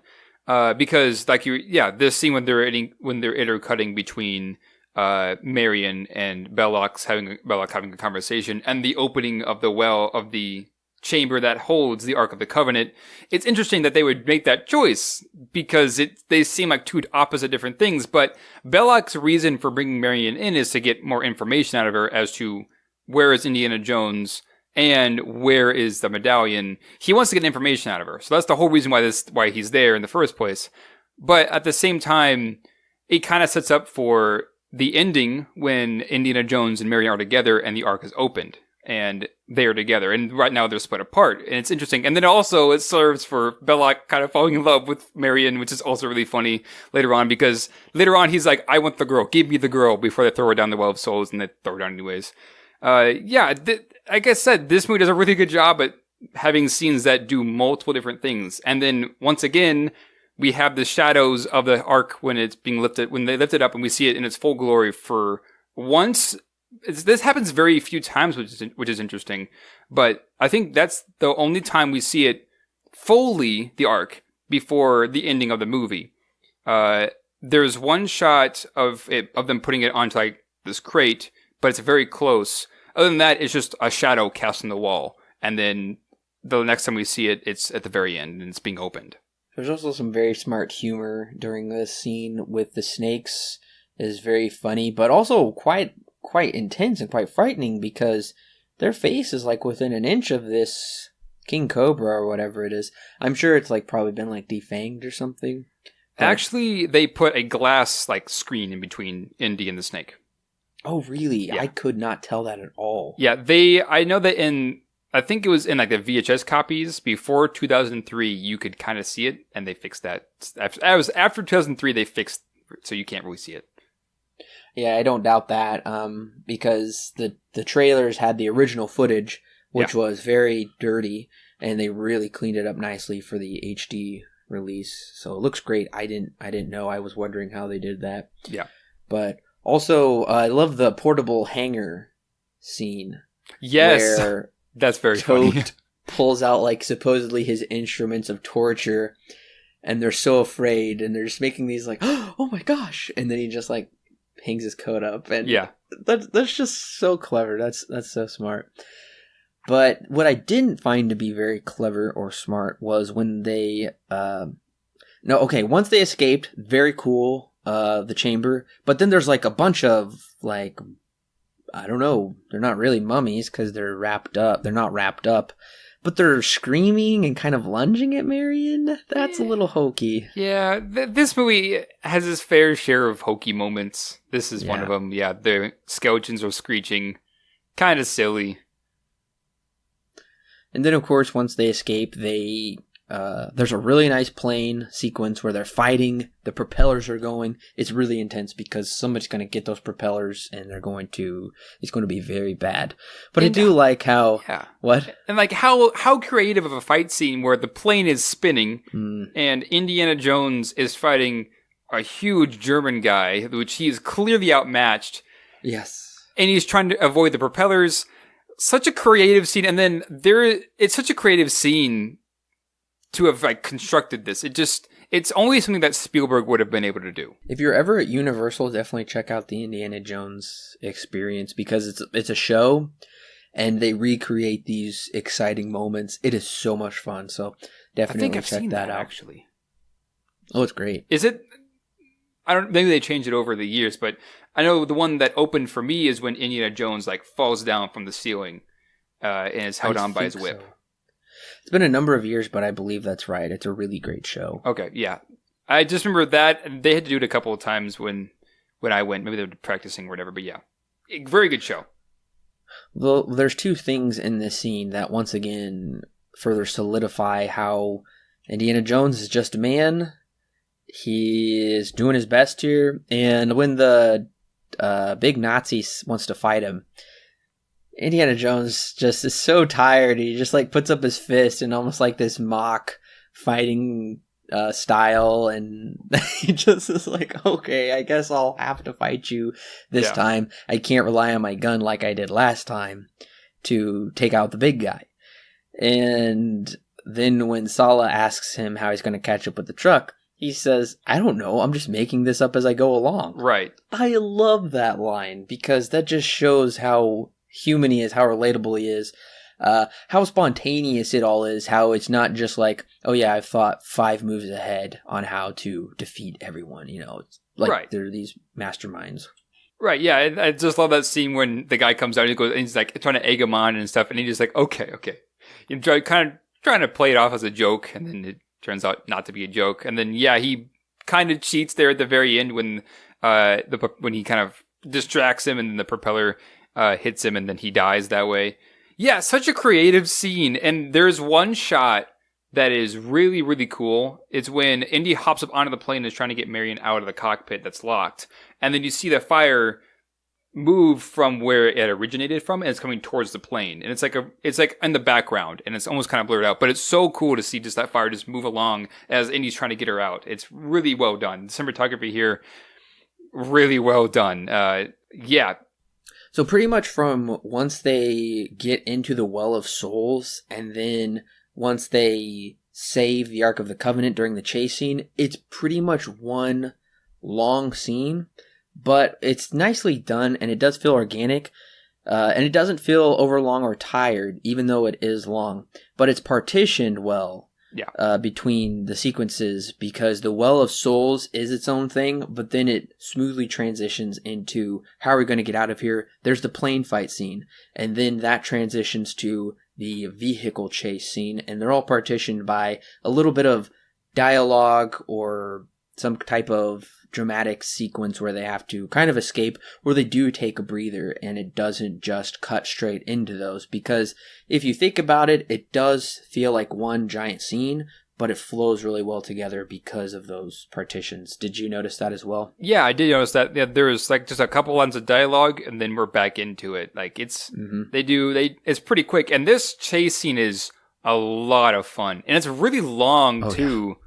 It's like for especially this kind of a scene, it goes on for quite a long time. I mean, it's 7 minutes, but that for movie time, that's a long action scene. It is, but it is so exciting, and I love how the movie just keeps topping itself with these action scenes and stunt work, and you're like, oh man, that was so intense. Oh wait, but this is here as well, and it's just great fun where the hero is always in peril. He's getting the snot beat out of him. He's getting thrown through the front of a truck. Yeah. Has to go underneath the truck, climb back on top. He's getting thrown out of windows. he's hanging on for dear life. But this movie does take the time to, like, when there's this kind of cool thing that happens where the Nazi and Indiana, who are vying for control of the truck, they both survive, and they both like take a moment to like smile at each other, like, yeah, we did it, or like, that was cool. And then there's like, wait, get out of here. And like Indiana pushes him out. Yeah. And it's just those little things this movie does so well. Yeah. And I love how it sets up till the guy who ends up or I guess it isn't the guy who shoots him, but there is a guy that enters into the driver's seat and is like basically the one who almost single-handedly tops Indiana, but then he comes back. There's this, it kind of builds up to his death scene because Indiana Jones is thrown to the front of the truck, and then he climbs underneath it and is dragged behind it, and then gets back onto the truck, and then throws him out, and then runs over him. And kind of the same thing happens with him, where we thought what was going to happen with Indiana is that he hangs onto the front grill, and as it kind of just slowly bends, and he's being pulled downwards, and we're afraid he's going to hit the wheel.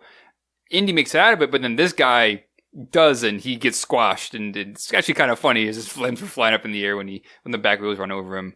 Yeah, it's such a creative scene. It's fun. It's kind of funny because it just kind of, it almost looks like your typical chase scene, but the way that they execute it is very well done, where it makes it so exciting and so enjoyable because they have people just kind of flying everywhere, and so much stunt work is done, so much very impressive stunt work is done. It makes this movie so enjoyable.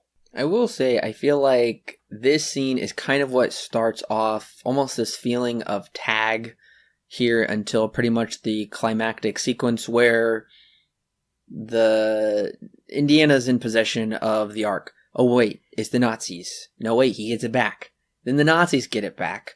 Did that ever feel a little old to you at all, where in such quick succession, they're both getting it back from each other so fast, and they have to, I don't know, what do you think? There's not much of a moment of rest. We do see Marion and Indy rest on the boat, but it's just almost a little bit too much, especially when the Nazi sub came, and then I'm like, oh my gosh, really? They found them, and they're getting it back now? And then Indiana goes on the island, and he's like, I got a bazooka. I want it back. Right. And so... Right. It's interesting, though, because it basically is one man against however many Nazis are going after this thing. Mm-hmm. So at least on that note, it makes a little bit of sense. But yeah, this does like to go back and forth a lot. Just really throughout the entire movie. It goes back and forth between who's in possession of the Ark. It didn't bother me too much, but now that you bring it up, I do notice it. But it's not, I don't think it's a terribly big deal. Yeah, I do think we could have maybe done without one aspect of it, and then maybe gotten to the climax just a little quicker. Yeah. Instead of going back and forth so much, I feel. It's not that big of a deal, but I do feel like there is a little too much time spent on going back and forth between stealing it back, and that's why I said it kind of felt like tag. And I feel like one other criticism was Marion's character, because she is very important in the beginning, but then she kind of slowly becomes a plot device here towards the end. Yeah. Especially like their last scene when they have her captured and they're walking through the desert. Fun fact, by the way, Star Wars filmed here. With the Jawas, with the Jawas chasing R2-D2, apparently. Oh yeah, I can see it. Yep. Anyways, at this point, it kind of just feels like, why is Marion still here? Why isn't she safe somewhere? She kind of feels like this plot device at this point. She does have her moments earlier in the movie where she is very important, but especially here, it just kind of feels like, I wish she had more to do. Yeah, that's exactly it. You nailed it. She doesn't really have anything to do here at the end of the movie, whereas she was vital in the beginning because she held the medallion. Right. And without the medallion, nobody's getting the Ark. But she does kind of become this damsel in distress that really is just a tag along with Indy, and that pretty much takes place when she's thrown down into the Well of Souls, I would say. Yeah. And yeah, she is just kind of this plot device. I will say, though, I am glad she does stick it out to the end, because it's nice to see the two of them went through all of this together. Yeah. They both had to close their eyes when the angels of death come, and I do think that kind of bonds them more together in their relationship. But I definitely agree with you. She is just kind of like, and honestly, I kind of forgot about her when I was writing my plot summary. I was like, wait a minute. Marion's there at the end. I completely forgot that the Nazis took her back too, which was a little silly how Captain Katanga says, leave the girl, we'll basically sell her as a slave or something? Yeah, something like that. And the Nazi is like, you savage. Yeah. It is kind of funny though, because Belloc is the one who's like, no, I want her, you know. Yeah, that it is does kind of create... funny, but still. Yeah, and that just goes to even further show you Belloc and Indy are rivals, even when it comes to the same girl, even though Belloc has no relationship to her at all or connection, whereas Indy does. But clearly, Belloc doesn't want Indy to have it, so if he can't have her, you know, it's just one of those things. Right. I always thought the name Captain Katanga was cool. Yeah. I wonder if he'll ever... I wonder if... we're the one to know his story, because that is such a cool name. Captain Katanga. He always plays everything so cool. He's just so smooth. Except I do find it funny when the Nazis are like, you're in no position to ask for anything. And then Katanga just like puts one hand on his hip and just makes this like real pouty face. Where it's just, I don't know if you noticed that or not. I think one other criticism we could probably give, this is I would say almost nitpicking at this point. There are a lot of characters that are introduced and then are only there for the scene. Katanga's one of them, where he's kind of just there just for this one scene. Yeah. Doesn't really do too much. I was a little disappointed about that. But, like I said, kind of a nitpick at that point. For a movie like this, it's almost required to do things. Well, I'll also say I feel like the character, the Nazi Tote, is fairly pointless except to serve as a creepy... just kind of a slimy background villain. Yeah. I mean, yeah, he does have the burned in thing on his hand, which works nice for the first act, does kind of play into the second act. He basically does nothing. They hype him up a lot in this movie as this big Nazi torturer. They bring him in, I don't remember his name now, the main Nazi in Egypt. He's like, oh, I've got somebody perfect to torture her. And we see him when he does the hangar scene with Marion in the tent. That really never pays off. You think he's going to try and do something to torture Marion to extract some information from her, but it just cuts straight to the next morning. So yeah, and ultimately he just follows them into the desert in the end. I don't know why. He just... it's very funny to watch how he, when Indiana comes up with the bazooka and he's like, I'm going to blow it to smithereens, Tote doesn't give a care. He just goes and sits down in the shade and like wipes his brow and he's like, him again? Yeah. You all deal with it. I am taking a break. But yeah, I almost feel like he has less here to do than Marion. Yeah, I do agree. I think he's more of a representation of the Nazis just in general. Sure. I think it's either him or Belloc. I think it actually is Belloc, but they have this line where they say, wouldn't you want to open it in front of your Führer? Which would be funny because if they did that, then World War II would be over.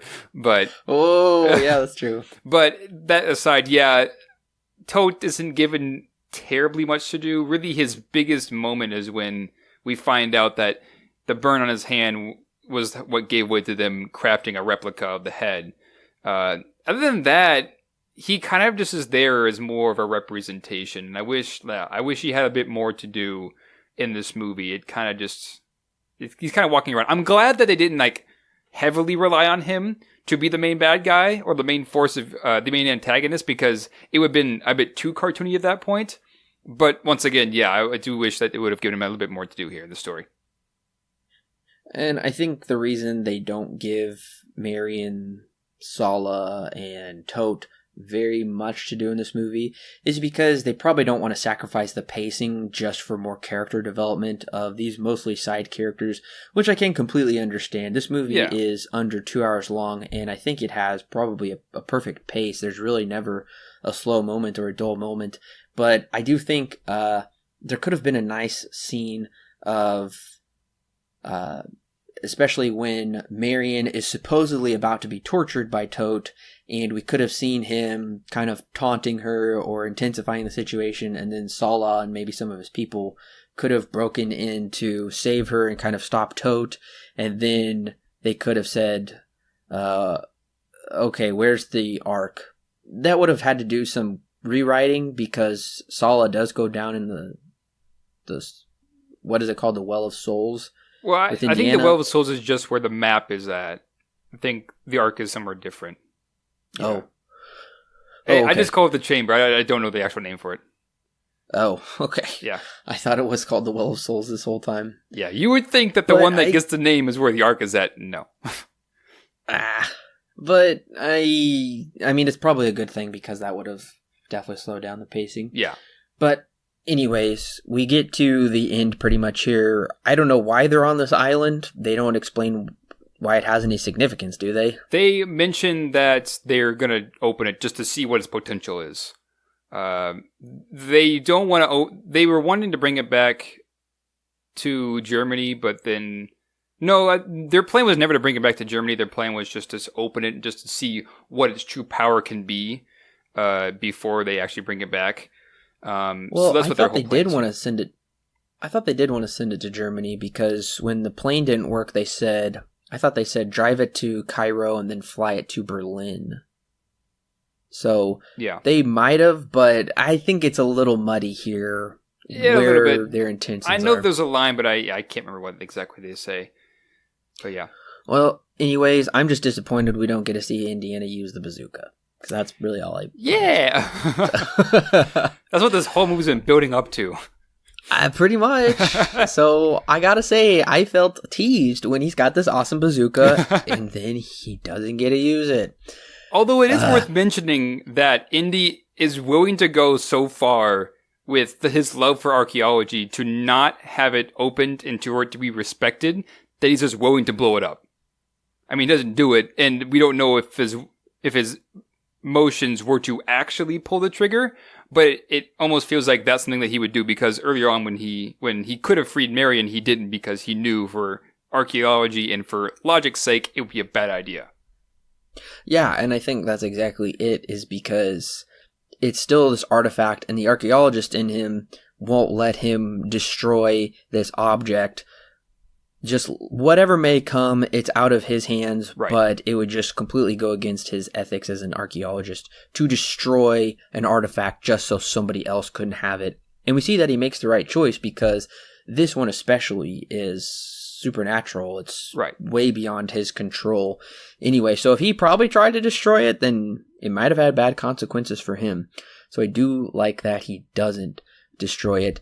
And this is when we get to the scene where it was shut off for me as a kid. I was watching it, and I was like, yeah, we better shut it off now. This gets way too gruesome. So I never saw the end of this movie for, I don't know, probably until I was like 17 years old or something, until I finally watched it for the first time and watched it all the way through. This is, among many others, a very notable scene for what it's about to do, for many different aspects that go into making a movie, and just the scene all in of itself. When I watched this scene as a kid, I was probably around, I would assume 16 when I first watched this movie. This scene blew me away. It blew my mind when I watched this scene, because of what they were, not just what they were able to do, but just how intense it was with everything. And still today, I'm just like, this is a pretty good scene. Yeah, it is. And thankfully it's not dragged out forever, because I could definitely see other filmmakers taking this climax and, again, creating another giant action piece. Right. And that would have been one too many at this point. So they do the right move of... it's very suspenseful, but it happens very quickly, and I do appreciate that.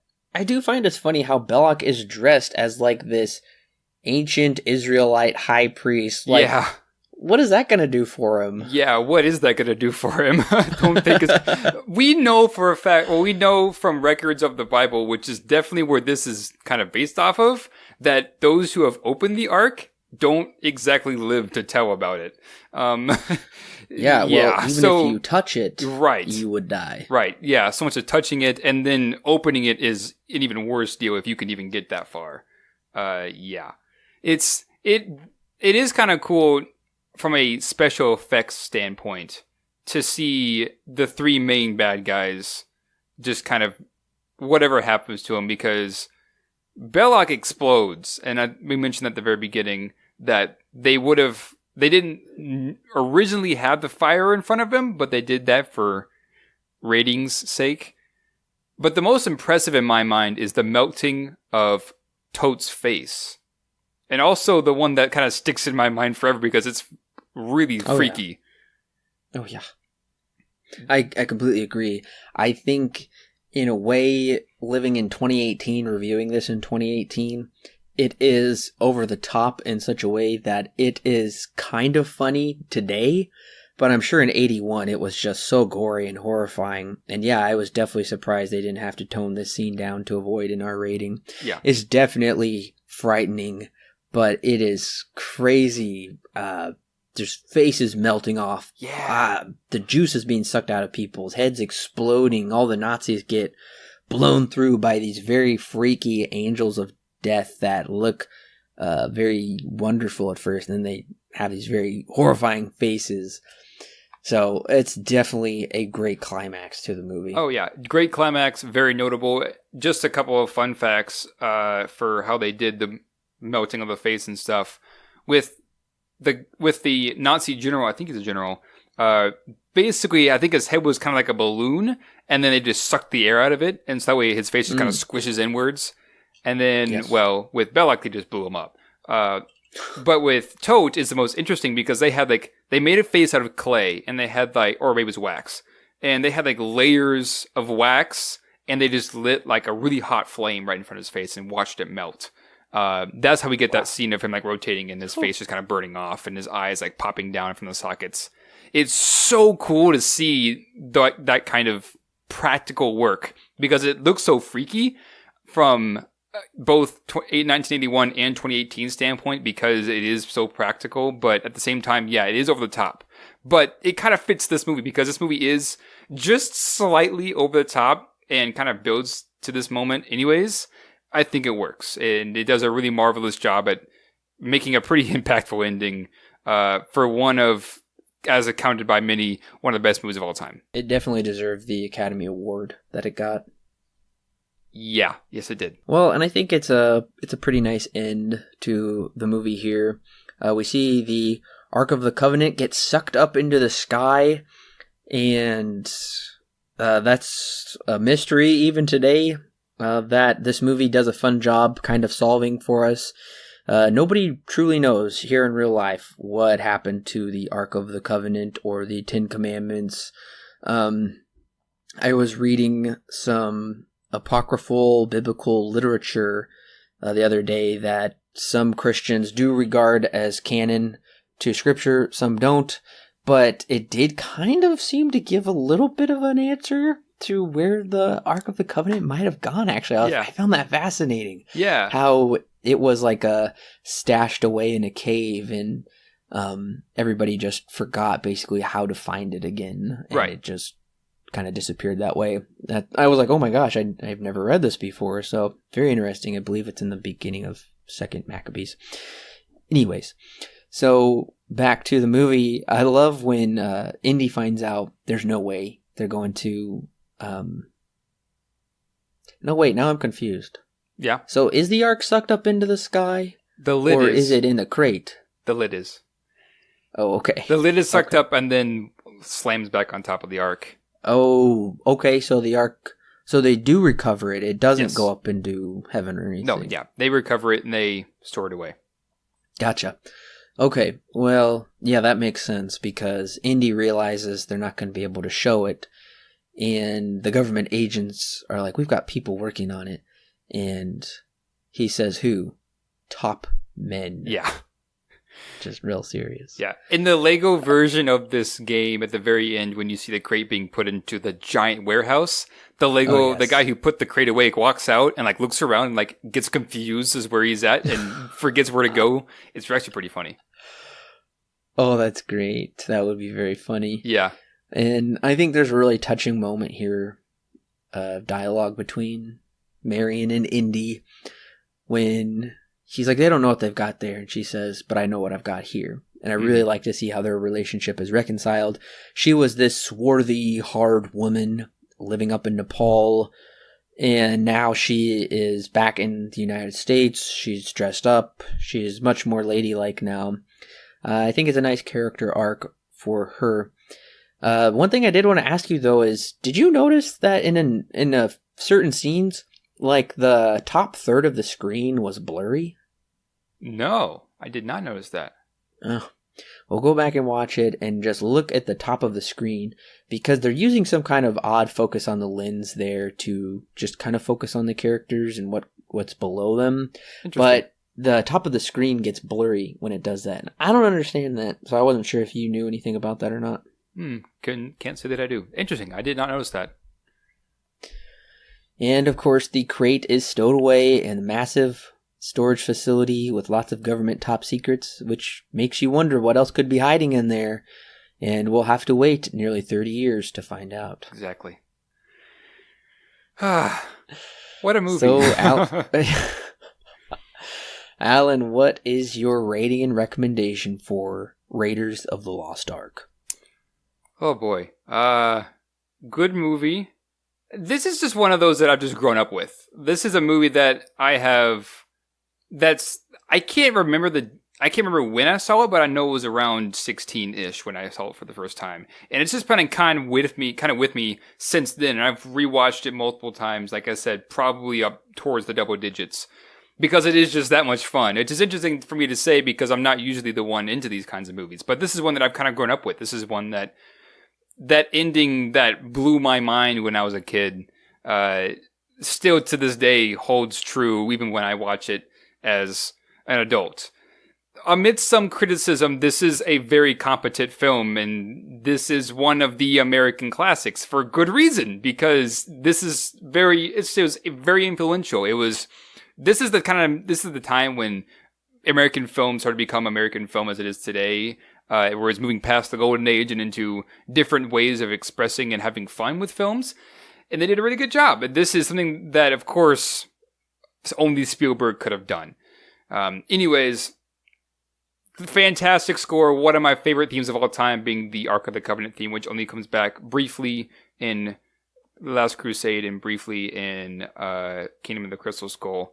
But that being said, I love this movie. I don't know why I don't own it on Blu-ray, but I'm going to have to go buy it now. 10 out of 10. Have you not seen it? That's the biggest question for me. Raiders of the Lost Ark is one of the greatest films ever made. It is definitely, honestly, it's probably the greatest adventure film ever made. Harrison Ford is iconic in his role of Indiana Jones, and this may be my favorite performance from Ford. I honestly think I might like his performance as Indiana Jones better than his performance as Han Solo. Ooh. Spielberg crafts yeah, I'm dead serious about that.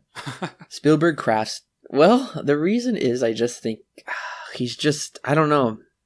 I just feel more connected with Indiana Jones than I do with Han Solo, who is kind of more aloof. Right. Spielberg crafts dynamic sets with exhilarating action to create a truly wonderful adventure. This film is so much fun, and one I return to often. There are a few nitpicks I have with it, including just a bit of hokey dialogue and silly scenes, but they're minimal. Overall, Raiders of the Lost Ark is a superb, incredible adventure that deserves to be taken again and again. I'm giving Raiders of the Lost Ark a 9 out of 10 with a strong recommend. Well, what a movie. Anything else? Well, listeners, thank you so much for joining us on this really fun ride for our first installment in our Indiana Jones retrospective series. We kicked it off with a strong film, and I'm really hoping the sequels can live up to this one, at least provide the same level of fun and adventure that just really came along with this movie. It's like going on an adventure ride right there in your own home. You feel so connected with these characters, with the sets, and that's what really brings you into it, I feel, with a great story and a great adventure. So I'm looking forward to revisiting Temple of Doom. I only saw it once. I'm going to save my thoughts on what I first thought of it when I saw it to begin with. I'll save that for next week, and we'll see. Well, I guess it won't be next week, will it? No, next week is Halloween 8. We'll be together for that one. Well, okay, we'll be coming back with Halloween 8 next week. Yeah. Not up to caliber, I would say, with the Indiana Jones. It's still going to be fun in its own respect, but in a different way. But like I said, I'm interested to revisit Temple of Doom. And Alan, you will be kind of sitting down to watch it all the way through for the first time, right? Yep, I've seen, like I said, pieces, but this is the one that I've seen the least of. I don't remember much of what I saw anyways, except for what I played in the Lego games, which has also been quite a while. So yeah, this is pretty much a newbie for me. I've never seen this one. And we will be on similar levels. Like I said, I did sit through it all the way once, just probably like a year and a half ago or 2 years ago or something. But I don't remember very much about it. I'm very interested to see how this sequel lives up to this just true American classic, dynamic, incredible Raiders of the Lost Ark. But thank you once again for joining us on this kickoff to the retrospective series. We're very excited about this series. So make sure to share it with your friends so we can all join in on the discussion and the excitement. Comment below your thoughts on Raiders of the Lost Ark. If there's anything that we missed discussing, we'd love to discuss that with you in the forums, either on YouTube or Podbean or iTunes, or even on the website. You can comment on all of those places and discuss the movie with us. We've got a bunch of great more content coming your way over on the YouTube channel. So make sure to definitely subscribe over there, because I try to do like weekend reviews of brand new releases. Here we do more so retrospectives. I also have been doing some video game reviews that I've been having fun with. And I've got a few videos up my sleeve that I'm not going to give away just yet, but I think they'll be pretty fun that you all will enjoy. So thank you, Alan, once again for joining me on the kickoff to our Indiana Jones retrospective series. I'm so glad we're doing it. I'm so excited. And listeners, we will catch you next time.